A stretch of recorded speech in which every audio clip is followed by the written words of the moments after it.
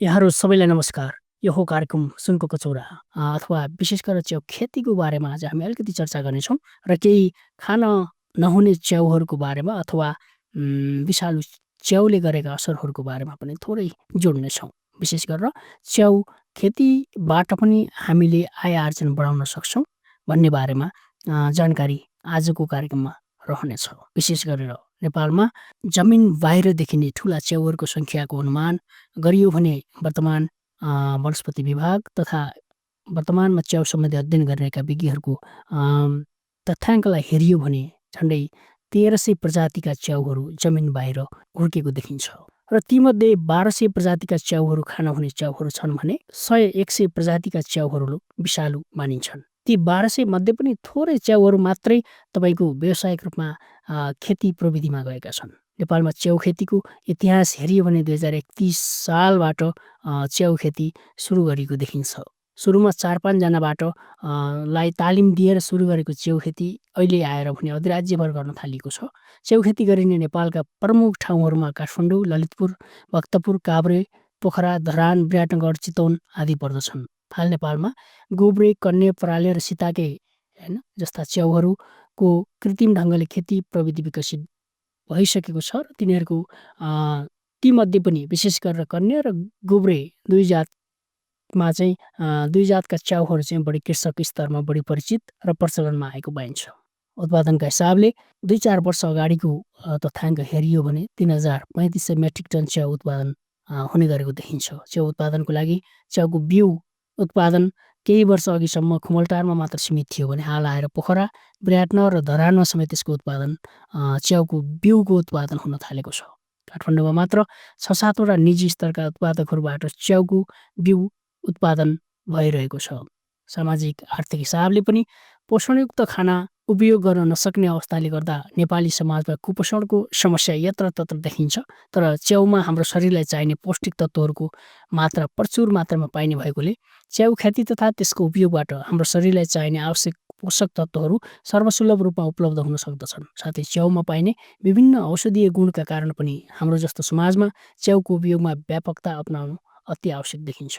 कस्ता तत्त्वहरू पाइन्छन् त च्याउमा? विभिन्न अध्ययनअनुसार च्याउमा प्रोटिनको मात्रा मासु र माछाभन्दा कम तथा धेरैजसो तरकारी तथा फलफुलभन्दा बढी पाइन्छ। यसमा भएको प्रोटिनको गुणस्तर पनि धेरै राम्रो हुन्छ। हाम्रो शरीरलाई नहुने 9वटा अत्यावश्यक एमिनो अम्लहरू एसेन्सियल एमिनो एसिड्सहरू कुनै पनि एउटै प्राकृतिक स्रोतमा हुँदैनन्, तर ती सबै अत्यावश्यक अमिनो अम्लहरू च्याउमा पाइएको छ। फेरि च्याउमा पाइने प्रोटिन पचाउन धेरै सजिलो छ, जबकि अन्य गेडागुडी र मासुको प्रोटिन पचाउन गाह्रो हुन्छ। प्रोटिन बाहेक च्याउमा विभिन्न भिटामिन तथा खनिज तत्त्वहरू पनि पाइन्छन्, जसले गर्दा शरीरलाई अत्यावश्यक तत्त्वहरूको पूर्ति हुन्छ। यसमा भिटामिन बी कम्प्लेक्स तथा भिटामिन सी पर्याप्त मात्रामा पाइन्छ। फोलिक एसिड तथा भिटामिन B12 जस्ता गर्भवती तथा दुध खुवाउने महिलाहरूलाई अति आवश्यक पोषक तत्त्वहरू सामान्य तरकारीहरूमा सबै पाइँदैन, तर च्याउमा एकसाथ पाइन्छ। फस्फोरस, सोडियम र पोटासियम जस्ता खनिज तत्त्वहरू पनि च्याउमा प्रशस्त मात्रामा पाइन्छ। विभिन्न किसिमका च्याउमा तथा अन्य खाद्य वस्तुहरूमा पाइने पोषक तत्त्वहरूलाई तुलना गरेर हेरियो भने खरानीको मात्रा, प्रोटिनको मात्रा, चिल्लो पदार्थको मात्रा, यसै गरी रेसादार चिजको मात्रा, रेसादार फाइबरहरूको मात्रा हेरियो भने च्याउहरूमा प्रशस्त अरूमा भन्दा धेरै पाइन्छ। तर ती च्याउहरूमध्ये पनि गोब्रे च्याउ, कन्या च्याउ र भुइँफोर अथवा सडाका च्याउहरूमध्ये भन्दा पनि पराले च्याउमा चाहिँ विभिन्न प्रोटिन, चिल्लो पदार्थ अथवा फाइबरहरूको मात्रा बढी पाइएको छ। के छ त औषधीय महत्त्व च्याउको? च्याउमा उच्च पोटासियम र सोडियमको अनुपात पाइन्छ, जुन ब्लड प्रेसर अथवा हाइपरटेन्सन भएका रोगीहरूको लागि अति आवश्यक हुन्छ। च्याउमा सक्खर, सुगर तथा बोसोको मात्रा धेरै नै कम हुने तथा कोलेस्ट्रोल नपाइने हुनाले च्याउ मधुमेहका रोगीहरूका लागि पनि अत्यन्तै फाइदाजनक मानिन्छ। च्याउमा रेसादार पदार्थ फाइबर कन्टेन्ट पनि बढी भएकोले यसले कब्जियत हुनबाट बचाउँछ। साथै दिनहुँ च्याउ खाने व्यक्तिलाई क्यान्सर रोग लाग्न नसक्ने अथवा दिनहुँ च्याउ खाने व्यक्तिहरूलाई चाहिँ क्यान्सर कम लाग्ने पनि स्वास्थ्य कर्मीहरूको दाबी छ। च्याउको आर्थिक महत्त्वको बारेमा पनि थोरै यहाँ जोड्नु आवश्यक देखिन्छ। हुन त यहाँ खेती गरेका केही च्याउहरूको बारेमा मात्रै चर्चा गरिएको छ। यहाँ चर्चा नगरिएका र जङ्गली अवस्थाबाट सङ्कलन गरेर नेपाली अवस्थामा चाहिँ जङ्गलबाट सङ्कलन गरेर बेचिएका गुच्ची च्याउ तथा ग्यानोडरमा रातो च्याउहरू धेरै महँगोमा सुकेको अवस्थामा चाहिँ सुकाएको अवस्थामा चाहिँ प्रति किलो 10,000 सम्ममा बिक्री भएको रेकर्ड छ। यो अर्थमा रातो च्याउको त नेपालमा खेती पनि सुरु गरिसकिएको छ भने गुठी च्याउको चाइना लगायतका केही देशहरूमा यसको ट्रायल गरिएको छ, तर अझै पनि पुरै सक्सेस भइसकेको अवस्था छैन।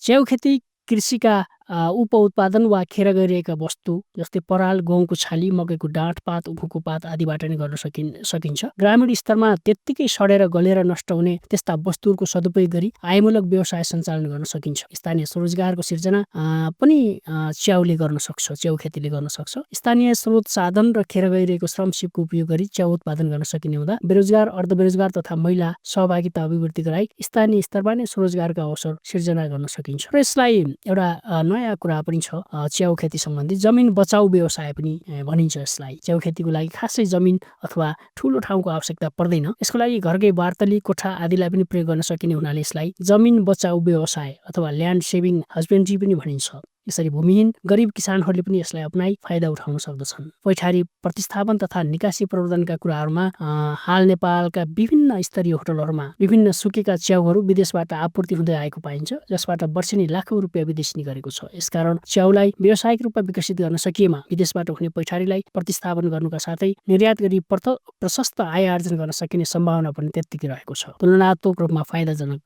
पनि छ च्याउ खेती। च्याउ खेतीका लागि हाम्रा विभिन्न कृषि उपउत्पादनहरू नै प्रयोग हुने भएकोले सीमित ठाउँ र कम खर्चमा नै अन्य बालीको तुलनामा च्याउ खेतीबाट बढी फाइदा लिन सकिन्छ। यसको औद्योगिक महत्त्व पनि छ च्याउ खेतीको। व्यावसायिक रूपमा च्याउ खेती गरी प्रशस्त मात्रामा च्याउ उत्पादन गरेर त्यसका विभिन्न परिकारहरू जस्तै अचार, सुप आदि बनाउने तथा जिम्बा बन्दी हैन क्यानिङ गर्ने जस्ता घरेलु कुटीर उद्योगहरू सञ्चालन गरी प्रशस्त पैसा कमाउन पनि सकिन्छ। साथै यसबाट सम्बन्धित उद्योगहरूलाई कच्चा पदार्थ उपलब्ध गराउन पनि सकिन्छ। बाटोबाटै महत्त्व च्याउ खेतीको बाटोबाटै फाइदा पनि छ। च्याउ खेती विषादीहरूको प्रयोग बिना स्थानीय स्तरमा गर्न सकिने हुँदा बाटोबाटै दृष्टिकोणले अत्यन्तै महत्त्वपूर्ण मानिन्छ। कृषिका विभिन्न उपउत्पादनहरूबाट च्याउ खेती गर्दा ती वस्तुहरू खुल्ला रूपमा सड्न गल्न पाउँदैनन् र त्यसबाट वातावरणीय प्रदूषणलाई घटाउनमा पनि निकै हदसम्म सहयोग पुग्न जान्छ। जैविक मलखादको उपलब्धता च्याउ खेतीबाट निस्कने विकारलाई कम्पोस्ट मल बनाएर खेतबारीमा मलखादको रूपमा प्रयोग गर्दा अथवा माटोको उर्वरा शक्ति व्यवस्थापन तथा प्राङ्गारिक खेतीमा ठूलो मद्दत पुग्न जाने देखिन्छ। यसरी घर वरिपरि उत्पादन गरेका तरकारी तथा जडीबुटीहरूमा पनि च्याउबाट निस्कने विकारलाई कम्पोस्ट मल बनाएर प्रयोग गर्न सकिन्छ।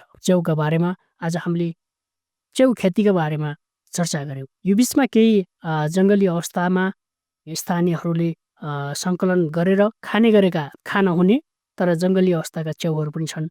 कतिपय अवस्थामा देख्दा उस्तै देखिने तर फरक च्याउ खाएर विषालु च्याउ खाएर मान्छेहरू अकालमै ज्यान फालेका घटनाहरू दिनानुदिन बढ्दै पनि छन्। विषालु च्याउ को बारेमा अथवा विषालु च्याउहरू कसरी चिन्ने र कस्ता च्याउहरू खान हुन्छ, कस्ता च्याउहरू खान हुँदैन, यो बारेमा अर्को एउटा छुट्टै बसाइ बसौँला। बर्खा लाग्नुभन्दा अगाडि अझै यो बारेमा विशेष चर्चा गर्नेछौँ हामीले। विगत 2-3 वर्षदेखि हामीले च्याउ सम्बन्धी अभियान पनि विषालु च्याउ सम्बन्धी अभियान पनि चलाउँदै आइरहेका छौँ वनस्पति अनुसन्धान केन्द्र सल्यानले। त्यसैले अहिलेको हाम्रो चासो के हो भने जंगली अवस्थामा रहेका अन्य केही च्याउहरू छन् जस्तो सल्यान जिल्लामै पनि तपाईँको काल्याउ, सल्याउ अथवा तपाईँको अरू विभिन्न च्याउहरू कसरी तपाईँको व्यवसायीकरण गर्न सकिन्छ अथवा कसरी तपाईँको डोमेस्टिकेसन गर्न सकिन्छ, तिनीहरूको कसरी खेती प्रविधिमा ल्याउन सकिन्छ ती विषयमा अध्ययन हुन सक्यो र तिनको बारेमा किसानलाई सुसूचित गर्न सकियो भने, ज्ञान दिन सकियो भने त्यसबाट प्रशस्त फाइदा लिन सक्ने अवस्था देखिन्छ।